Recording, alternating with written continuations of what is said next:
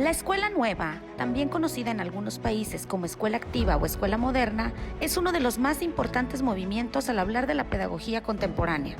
Este movimiento, más que ser únicamente pedagógico, tiene relevancia histórica, social y política.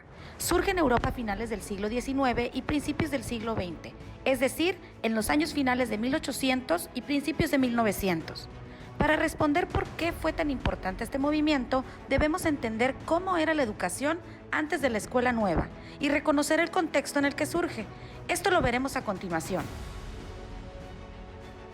La educación en Grecia y Roma se diferenciaba según las clases sociales. La educación era exclusiva de las élites y combinaba la parte intelectual con la física. En Grecia, solo los grupos gobernantes tenían una educación sobre las artes políticas, además de la guerra y la gimnasia. Otros hombres sin cargos aprendían oficios y las mujeres y los esclavos no recibían ningún tipo de educación, pues eran las clases más bajas. Esto se dio en la época de la Antigüedad, que abarca del siglo VII a.C. al siglo V después de Cristo. Posteriormente, en la Edad Media, que va del siglo V después de Cristo al siglo XIX, la educación era fuertemente religiosa. La lectura era imprescindible para entender la Biblia.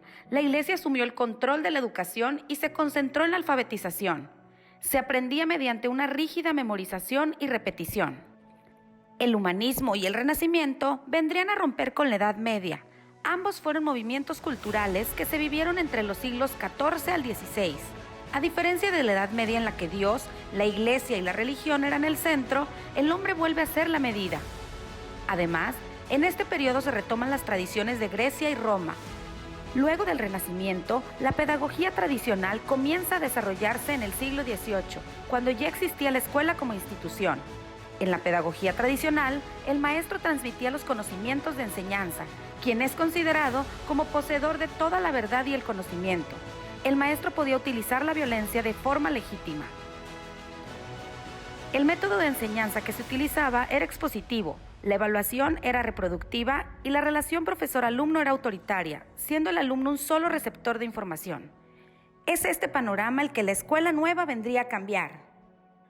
Ahora, sobre el contexto social que antecede la escuela nueva, la revolución industrial en la primera mitad de 1800 introdujo una nueva forma de concebir al niño. ¿Por qué? Recuerda que en la revolución industrial había mucho maltrato y explotación de menores. Los niños eran explotados con jornadas largas de trabajo y vivían en la pobreza. Esto llevó a la preocupación y acción por parte de los estados para regular el trabajo infantil y establecer mejores condiciones sociales, económicas y jurídicas para el bienestar. Entre esto toma importancia el derecho del niño al acceso a la educación. Asimismo, el surgimiento de la pediatría después de la Revolución Industrial sería un parteaguas, pues se crea una ciencia exclusiva para los niños, separándose de la medicina general, reconociendo así que el niño tiene características y necesidades distintas al adulto, por lo que requiere cuidados diferentes.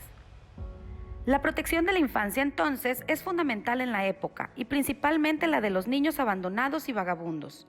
Así, el movimiento de la Escuela Nueva coincide con propuestas internacionales para la protección de los niños surgidas en 1900, las cuales llevarían a concretar los derechos de los niños. Es fundamental mencionar que este movimiento se desarrolla en una Europa que atraviesa la Primera y Segunda Guerra Mundial. Con estos antecedentes, no es de extrañar que sea el paidocentrismo, es decir, el poner al niño en el centro, lo que regirá este movimiento. La Escuela Nueva se caracteriza por la oposición a una pedagogía basada en la memorización y el autoritarismo, la resignificación del valor y la dignidad de la infancia, el centro en los intereses espontáneos del niño y en fortalecer su actividad, libertad y autonomía, el respeto por la personalidad e individualidad del niño, la importancia del contexto social y familiar de los infantes.